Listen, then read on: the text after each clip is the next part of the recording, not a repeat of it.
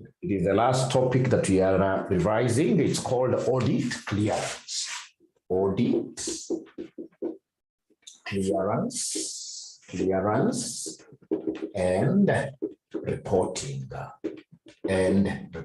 Audit clearance and what year and reporting. Audit clearance and reporting. Audit clearance and reporting. So the concept is, it has come to the finishing line. Here we are. We are, for example, on Friday, and we're supposed to be giving our report, auditor's report, say on Wednesday next week. Very few days remaining. We've been able to collect all the evidence. Now we're in the process of thinking of how will our audit report look like. Ladies and gentlemen, there are things that I will have to really discuss with management. It's not proper for you to just wake up and say, I'm giving you a qualified opinion. I'm giving you an advanced opinion. If you do that, of course, this organization will be closed. And we never came in as an auditor to ensure that we are basically burying the company. Remember, the moment you give a bad opinion just like that, what will happen outside there? The customers, the suppliers of this organization will start viewing this organization from a bad perspective. They'll stop doing business with this particular company. The investors at the stock exchange will stop buying shares of this company. So it will be very important, ladies and gentlemen, and that is why as an auditor, you must ensure that from the beginning, that the management are quite aware of their responsibilities, which are basically, ladies and gentlemen, preparation of what your financial statements, looking at the company's going concern, will not be in doubt in the future, right? Establishing internal control systems, let them know that from the beginning. So as you come to the audit clearance here, you'll be basically discussing with them. I told you guys, you are to do this and this. I told you guys, you are not to limit my scope of operation. Now you have limited my scope of operation within the few remaining days. What are you going to do to mitigate my reservations of giving you guys a bad report? What will you do? Right? So you keep on, in this case here, engaging. Now you are engaging. Get, in this case here, your file of errors. Aggregate, for example, all the errors that are there. You're doing clearance. You see whether the aggregated error is very material.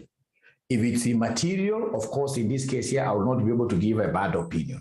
Because as an auditor, we work with materiality quite a lot. So if the total error is immaterial, then in this case here, I need to consider, I need, of course, I have to advise them, because I wouldn't want to be seeing these errors, right? I want to advise the management, but most importantly, ladies and gentlemen, if those errors are immaterial, then I'll give what we call an unqualified opinion.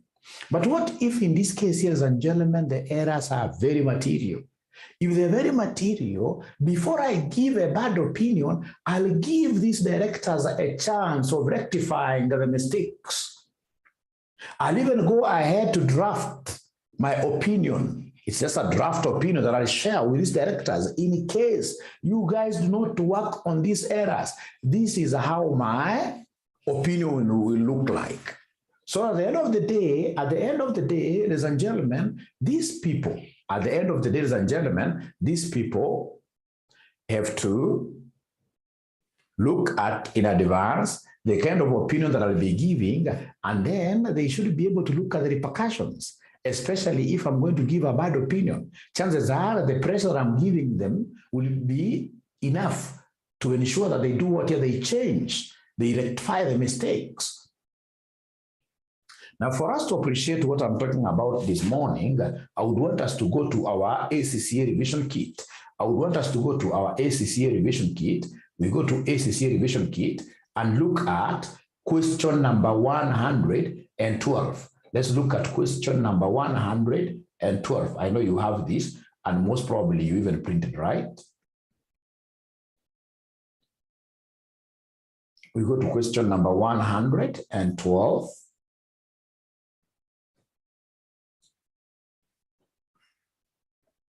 We go to question number 112. Question number 112. Corso air which has been amended, was amended by ACCA. So we are told here that CORSO is a large, first of all, you start by reading the requirement. On the basis of the information provided above, describe the auditor's report that you consider is likely to be issued in the case of CORSO, giving reasons. What kind of an auditor's report are you going to give? B, explain the difficulties that would be faced by CORSO and its auditors if CORSO's audit report made reference to going concern issues. This is what I was explaining. The difficulties that the company will face. When we make reference to the going concern issues in the company, ladies and gentlemen, for sure, this company automatically may not even be in business in the future. I'll not be able to give this company a chance of working on their going concern issues if I just go on my report, auditor's report, and then I say, for example, CORSO has a problem to do with what you're going concern. If it's suppliers who have been giving this company credit, these guys will stop forthwith and start demanding cash up front. Some customers who are quite careful with their reputation may not want to be associated with you. Even creditors, the guys who owe you quite a lot of money, these guys here will be salivating at you are going down. They'll be holding back, paying you, praying that you collapse sooner than later, right? So, ladies and gentlemen, this is quite important for us to appreciate. Here we are. So I'm trying to look at the questions here and thinking loud. Like now part B, explain the difficulties that would be faced by CORSO and its auditors if CORSO's audit report made reference to going concern. So before I make reference to going concern, hey, I'll have to talk to these directors. Tell these directors if I make this in my report is going to be read by thousands and thousands of people outside here. There will be consequences. The moment we make this, and perhaps it happens that your company is quite sensitive like banks. When we make a reference on going concern challenges in our company, we expect the following day a stampede of customers running to the bank's branches all over the country wanting to withdraw their deposits. It's that crazy, and then you run out of money, you close. So it's important for us to discuss really these consequences, because our idea as auditors is to ensure that these companies are able to make corrections so that we give a good report to the public. We are here to ensure, ladies and gentlemen, that the company's internal control systems are strengthened. We are not here to kill organizations. And of course, also we have to be quite factual. You have to be factual. But at the end of the day, before you start going outside there with your facts, try to sweep the house. Try to sweep the house inside here. Now, ladies and gentlemen, we are told here, CORSO there. CORSO is a large telecommunications company that is listed on a stock exchange. You can imagine it's listed in the stock exchange. The shares are trading in the stock exchange. So if I give a bad report, I can see a bad thing that the share price poop down. It's highly geared, because like many such companies, it borrowed a large sum to pay for a license to operate a mobile phone network with technology that has not proved popular. The company share price has dropped by 50%. These are indicators of going concern. Has dropped by 50% during the last 3 years, and there have been several changes of senior management. These are, of course, indicators of going concern. Management, high labor turnover of management is a sad situation during the period. There has been considerable speculation in the press over the last 6 months about whether the company can survive without being taken over by a rival. There have been 3 approaches made to the company by other companies regarding a possible takeover, but all have failed, mainly because the bidders pulled out of the deal as a result of the drop in the share prices generally. The company has net assets. Good thing. It has net assets.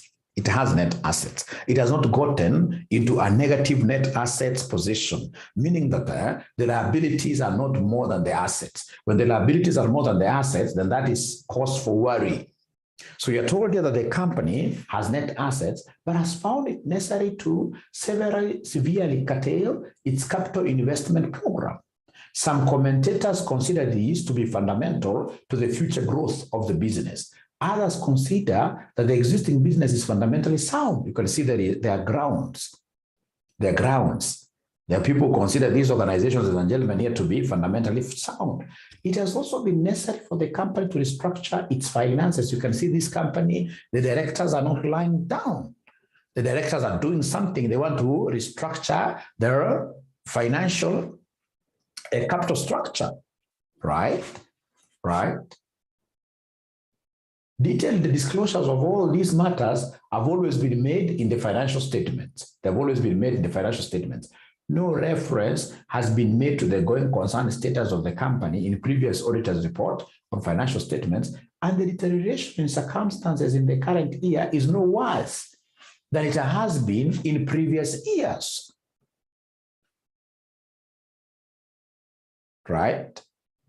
So, ladies and gentlemen, going concern issues were not raised in last year's audit report. And we are told that this year is no worse than the previous years. So then why should I, as an auditor, really go ahead to make mention, to give a bad opinion over this organization regarding going concern?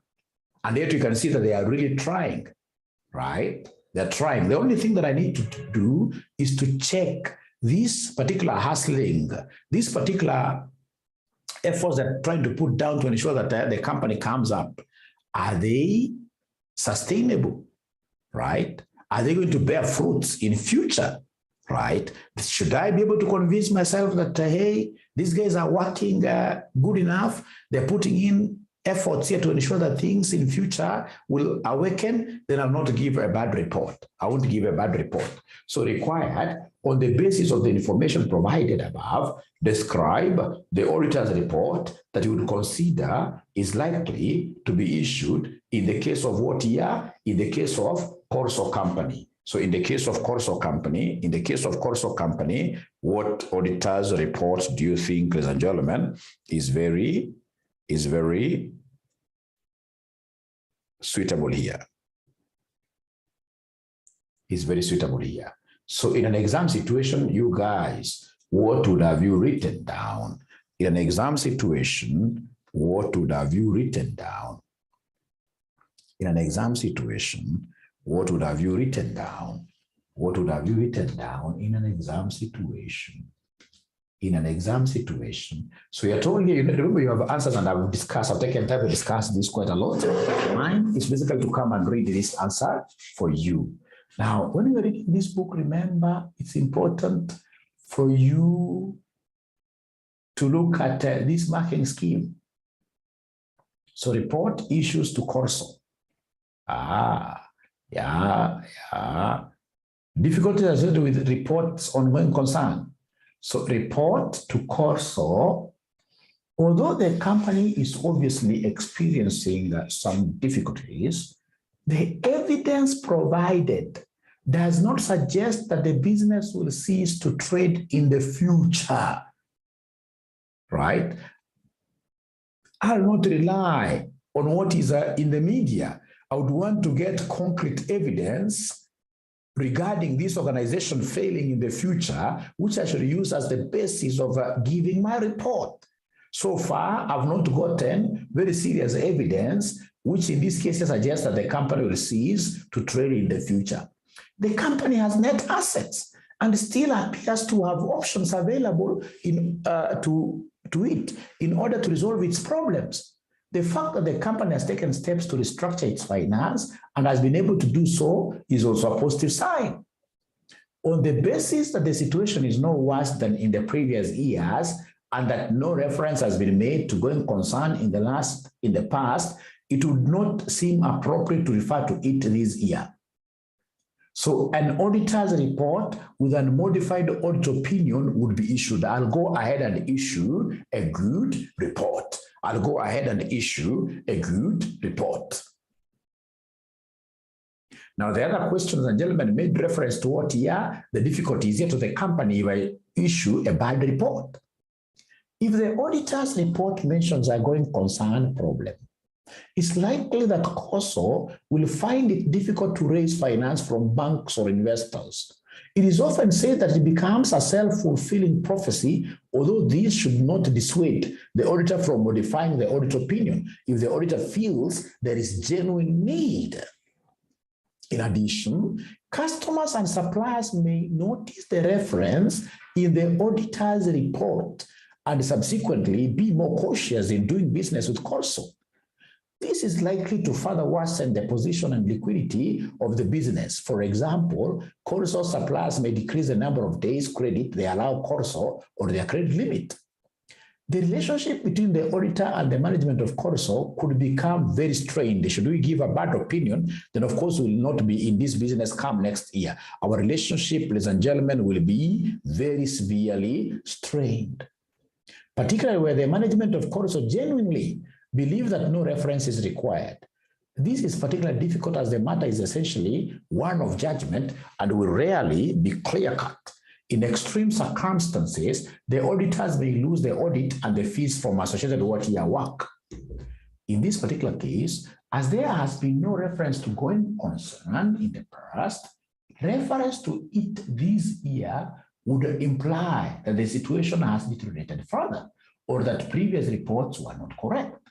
This is particularly a contentious issue as there is an ongoing public concern about the role of the auditor in warning shareholders about matters which will affect the value of their investment. Ladies and gentlemen, I don't want you to take notes. Remember already you have these books with you. The most important thing, ladies and gentlemen, here is to appreciate the fact that these people, honestly, they are trying. We are told in this case here, they are trying to restructure their finances, their capital structure, maybe issue more debt, right? Or issue more shares, raise equity, try to do like what Kenya Airways is doing, right? Right? And again, when I make reference to previous years' audit working papers, I'm realizing that the same situations that are being mentioned were there in the previous years, but the previous auditors never made mention. So these directors are really trying. The only thing that we need to do as their auditors is to sit down with management, try to look at really what are the loopholes that we could be having in the organization that makes this organization, for example, lose funds, right?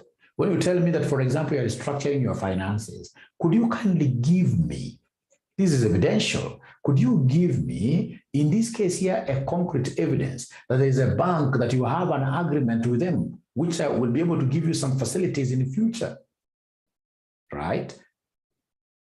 These significant shareholders that you have, like the organizational shareholders, could we have an undertaking from one of the shareholders, the key shareholders, that they are willing, in this case here, to inject money to the business in the very future? The moment we are able to get such kind of an undertaking, ladies and gentlemen, from banks, from key shareholders, etc., then there is no need for us to go ahead and put the last nail on the coffin. Remember, we as auditors are not supposed to be morticians. After all, the moment we go and give bad reports like that, then in the future, we shall not be in business. We are basically, in this case here, killing the goose, in this case here, that lays what here? The eggs, right? We're not saying that, again, we need to really have the kids' gloves when you're fighting against these companies. No, but we're trying to really streamline. We're clearing our audit with them. The last final phase, we're trying to streamline things to ensure that things will be okay in the future. Great. Now, from there, ladies and gentlemen, we go straight away to the second question here. The second question is question number 113. Question number 113. So question number 113, of course, you guys have this book. So question number 113, we are dealing with the last topic, revising the last topic. This is quite a short one, but very popular in your exams. Going concern and auditor's report. So A, describe external auditor's responsibilities and the work that the auditor must perform in relation to going concern status of the company. This is something that I've repeated severally, which I would want to hear from you, great students of mine. Could you kindly give me the responsibilities of the external auditor as pertains going concern? As pertains going concern, could you kindly help me do that? Right? You know, there are two questions in one. You need to describe the external auditor's responsibilities and the work that the auditor must perform in relation to the going concern status of the company. I'm giving you exactly 3 minutes, and I would want to see students really writing something there.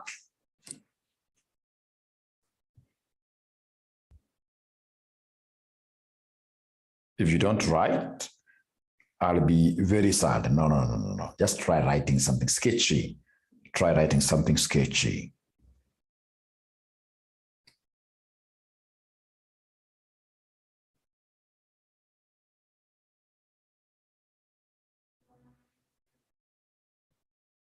You know, there is the management responsibilities of a going concern, and there is the auditor's responsibility on going concern.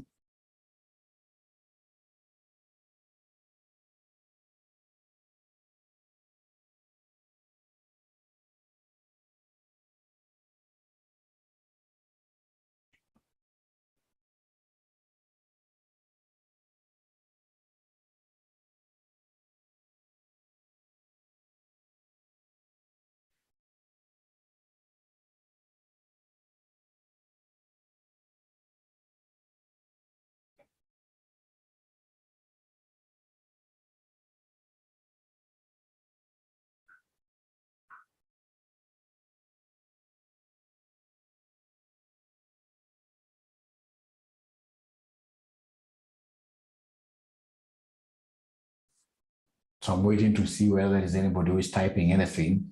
I'm waiting to see whether there is anybody who is typing anything really. I know why students fail AAA. It's because of what here. Most of them, of course, they know the subject, but the answers that they have are very sketchy. Very sketchy. And they don't take even time to read the questions very well. They don't take time to read the questions very well. Like here, there are two, these are twins. Two of them. The auditor's responsibilities and the work that the auditor must perform. Ladies and gentlemen, I can never, in this case, ladies and gentlemen, miss out any mark on the auditor's responsibilities, right? The auditor's responsibilities of a going concern. I'll never miss out on this. I'll never miss out on this. I can see a student who has taken time to respond. It's good to honor this. Student. Yeah, so external auditors are responsible for determining whether the financial statements of the firm reflects a true and fair view of their status. How that is too general. Remember here, they are specifically talking about what here? The responsibilities of a going concern. Right? Of a going concern. Responsibilities of a going concern. Responsibilities of a going concern. So what you're supposed to know, ladies and gentlemen, here is that normally the management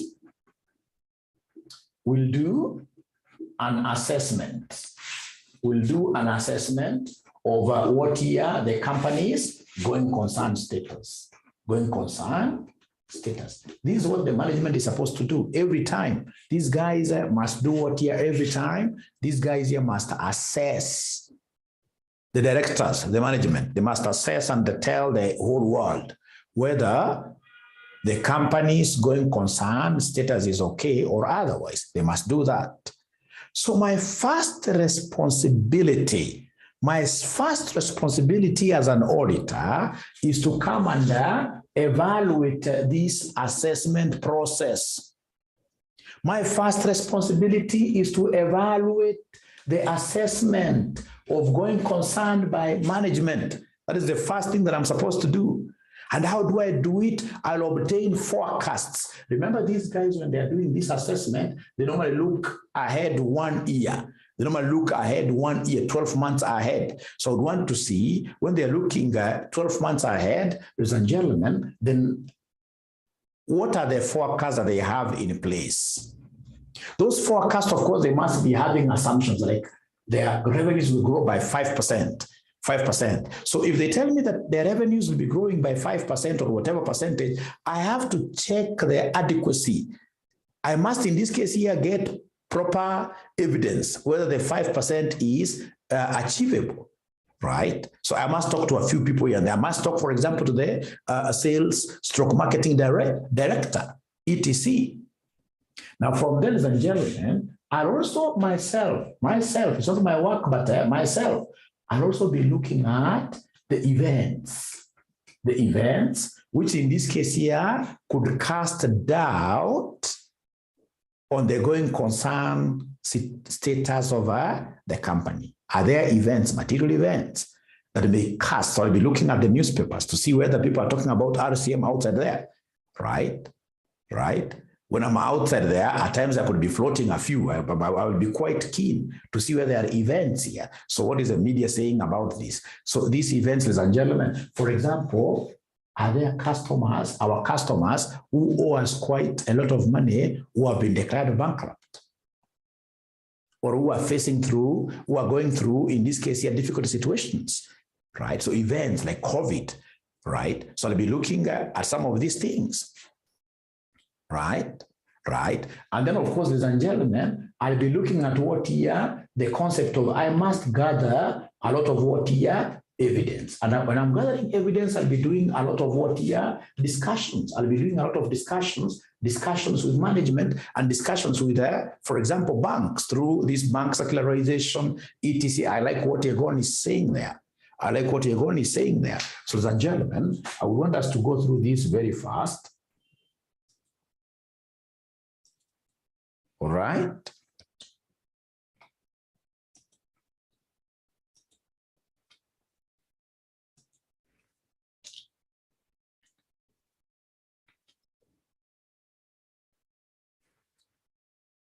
Okay. So it is here. So responsibilities, external auditors' responsibilities and the work that the auditor should perform in relation to going concern. Number one is to evaluate the management's assessment of the entity's ability to continue as a going concern. That is the first thing. Number two is to consider whether there are and remain alert throughout the audit for events or conditions that may cast significant doubt on the entity's ability to continue as a going concern.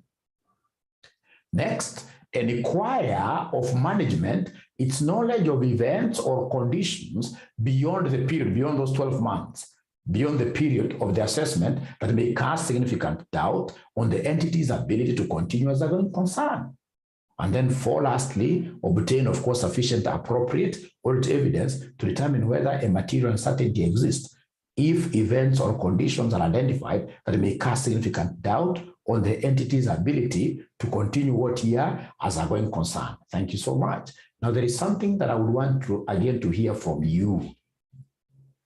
We have seen what the auditor's responsibilities of a going concern are. So then what is the audit work that you guys should be able to do as auditors of a going concern? What are the audit procedures of a going concern? Audit procedures of a going concern. Remember, anything you say here will be correct. Audit procedures of a going concern. Audit procedures of a going concern. So 3 minutes, and today I would want to see. Thank you very much, Gilly, but I would want to see my students as usual talking. Is it because you guys haven't woken up yet? It will be possible that you haven't woken up. Yes, thanks, Mary. The audit procedures of a going concern. I'm giving you 3 minutes. The audit procedures of a going concern. The audit procedures of a going concern. So I'm giving you exactly 3 minutes. Ensure that you are able to give us this.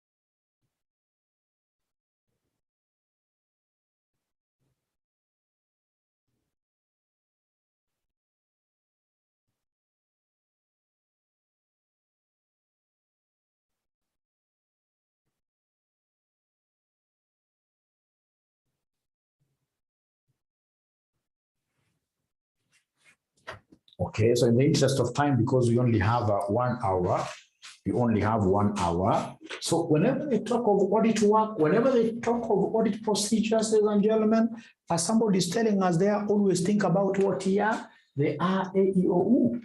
RAEOU. RAEOU. Audit procedures, audit work, substantive tests, right? So we have this is analytical procedures. We have inquiries and the third-party confirmations. We have inspections. Like inspections, I'll get a whole ton of what here? A whole ton of points. There are very many documents to be inspected.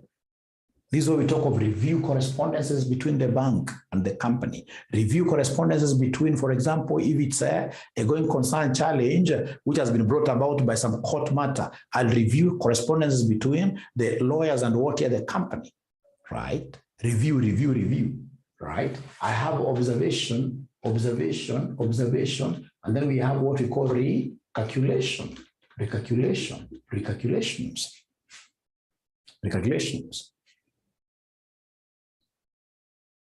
So, ladies and gentlemen, under analytical procedures, what will I do as an auditor? It is to calculate ratios, appropriate ratios, like the liquidity ratios, and do comparisons of these ratios, right?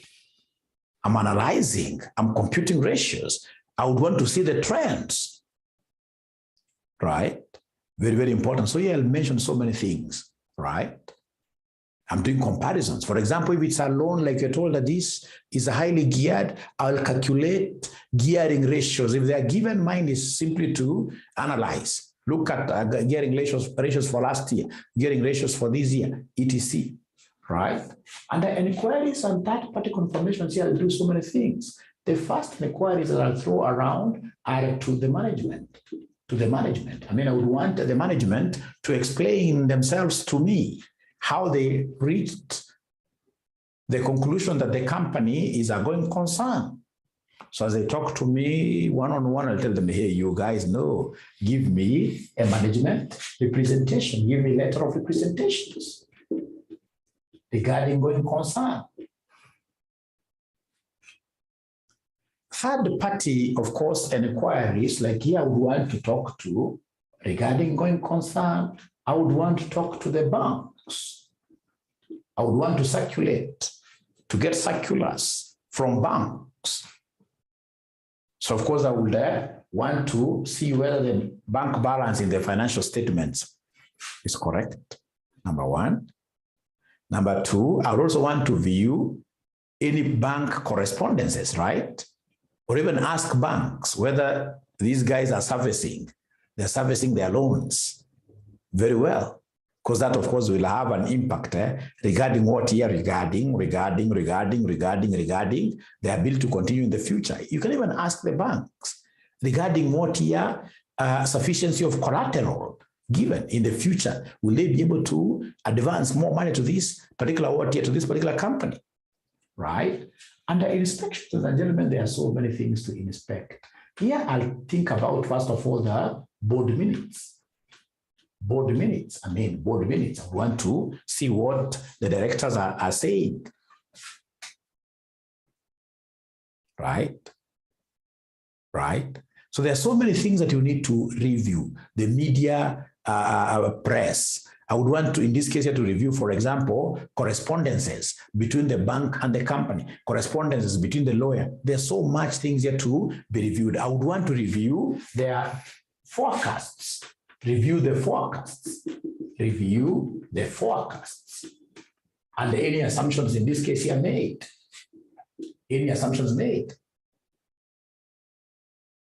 Right? Recalculations, of course, ladies and gentlemen, if they have serious calculations they have done themselves, I would want to see whether those calculations are correct. I'll pick on one of them, sample basis, and then I'll be able to do what here to calculate something.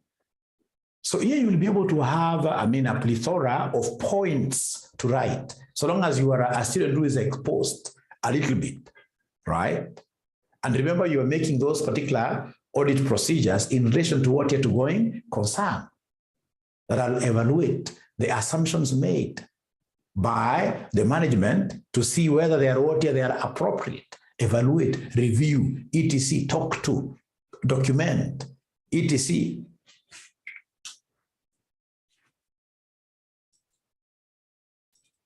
So when you look at this, the audit work, we are told as part of the overall risk assessment, the auditor must consider whether there are any events or conditions and related business risks which may cast significant doubt on the company's ability. The auditor should evaluate the process by which management has assessed the viability. So you have to evaluate that process really. Does it make sense? Does it hold water? So the auditor should evaluate the process by which the management has assessed the viability of the company. The auditor should make inquiries of those charged with governance and examine supporting documentation such as cash flow forecasts and budgets. The auditor must consider whether the period used by management to assess, yes, this is very important, whether the period used by management to assess the viability of the company is sufficient. If the period covers less than 12 months from the reporting date, the auditor should ask management to extend the period to 12 months from the reporting date. The auditor should evaluate the assumptions used by management and determine whether they seem reasonable in the light of other known facts. Whether events or conditions have been identified which may cast significant doubt on the entity's ability to continue as a going concern, the auditor must review the management plans for future actions and gather sufficient appropriate audit evidence to confirm whether a material uncertainty exists. This will include analyzing and discussing the cash flow and interim financial statements. Yes, this is very important. Reviewing the terms of loans, debentures and loan agreements. Reading minutes of the meeting of shareholders and directors for reference to financing difficulties. Inquiring of the company lawyers regarding litigation and claims.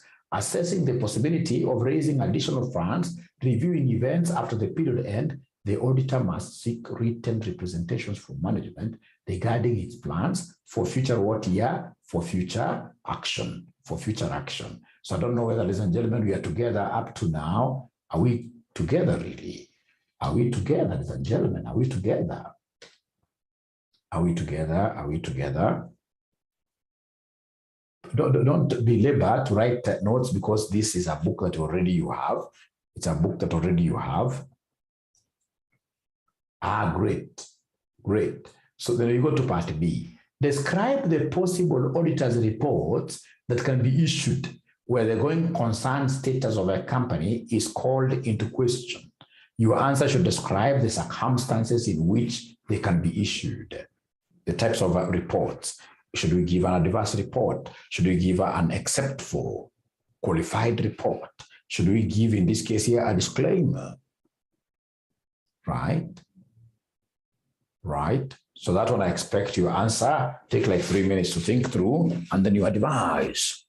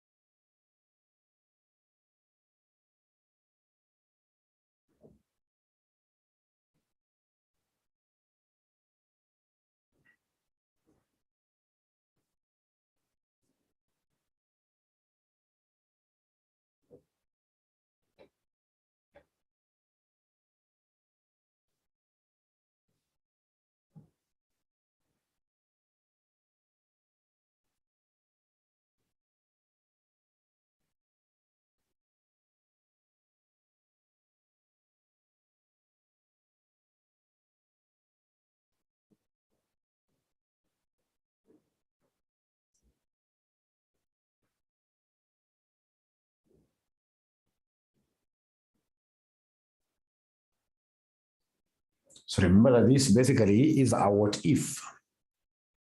statement. Very easy, very easy, very easy. So remember, ladies and gentlemen, various types of reports that we have, which you shall never forget. The various types of reports that we have, which you shall never forget. And a qualified opinion, if there is insufficient evidence regarding the going concern of the company, like in the case of course of company, okay. Now, listen and listen to me very well. Types of audit reports. So we have what we call unmodified, and then we have what we call the modified. Now, unmodified is a good report. If ladies and gentlemen, if the management, you know, as I told you last time, there are two bases of making financial statements. One of the bases is going concern basis. And then number two, we have what we call a breakup basis. So if we believe that our business is healthy, then we prepare financial statements on a going concern basis. If we believe as directors that our business is not doing very well, it's going to break up very soon, is going concern is under threat, then we write our financial statements on breakup basis. So now that we have going concern challenges and we have admitted, so then what we will do as directors, we shall prepare our financial statements on a breakup basis. Breakup basis is whatever assets, for example, we have, we shall not give them net book value. No. We shall go to the market and ask, if, for example, we want to sell this thing today, how much will we fetch? etc. So break-up basis. So if the management has been able to recognize that they have going concern challenges, and in the process they have done the right thing, they have prepared their financial statements on a break-up basis. So the management has done the right thing. The management has done the right thing. The management has done the right thing and prepared their financial statements on a breakup basis. And then they have done what we call adequate disclosures in the notes. They've said, when you look at our financial statements, please know that these financial statements have been prepared on a breakup basis because we are going to explode next year. We will not be there from our assessment. Next year shall not be there. And he has done proper disclosures. He has said we can't be there because of, number one, we have got this litigant who is very aggressive, right? Who is really chasing us, right? We also have issues, strong issues to do with COVID. We're not able to raise enough money to pay our obligations, etc. So if he has done proper disclosures and he has really done the right thing in terms of preparing the financial statements, then as an auditor, I'll issue unqualified opinion. As an auditor, I'll issue a good opinion, unqualified opinion. But now remember that I have to emphasize to the users of the financial statements in my auditor's report, right? I'll need, in this case here, to emphasize. So I'll need, ladies and gentlemen, a paragraph in my auditor's reports called material uncertainty relating to going concern. So I'll issue an emphasis of matter paragraph under a big title there called material uncertainty relating to going concern, relating to going concern. So I'll go ahead and issue a good report. The financial statements of RCM portray a true and fair view. Issue a good report. And then, of course, the basis of opinion, I'll be able to give a very good, why am I, in this case here, giving this good report? From evidence collected, blah, blah, blah, blah, blah. My responsibilities, blah, blah, blah, blah. The auditor's the management's responsibility, blah, blah, blah, blah. This is why I arrived at this particular.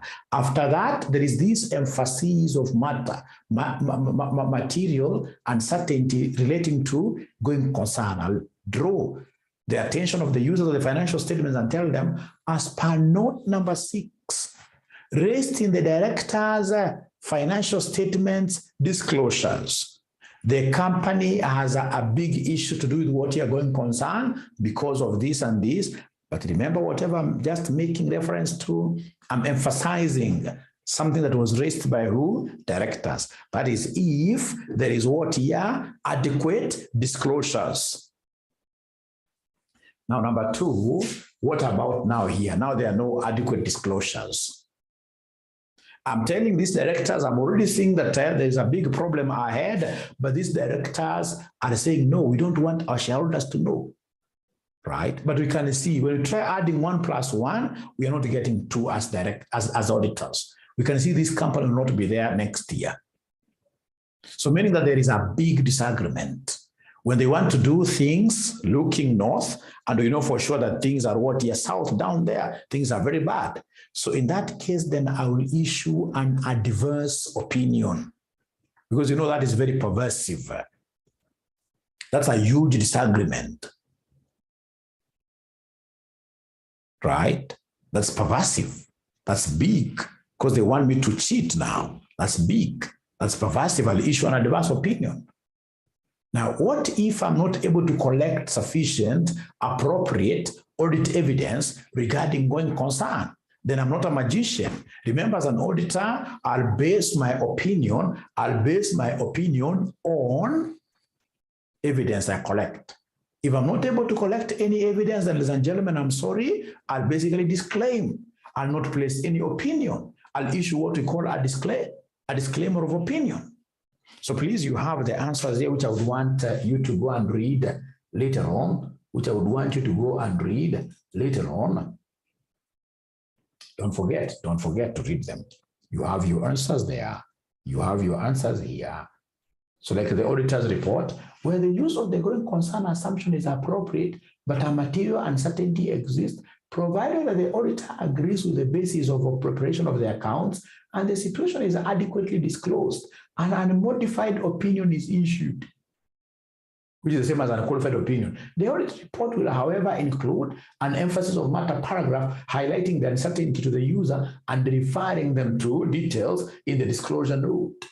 Note 2, where the material uncertainty exists, but the situation is not adequately disclosed, the opinion should be modified on the grounds that there is insufficient disclosure and the financial statements are materially misstated. Depending on the specific circumstances, this may be a qualified except for or an adverse opinion.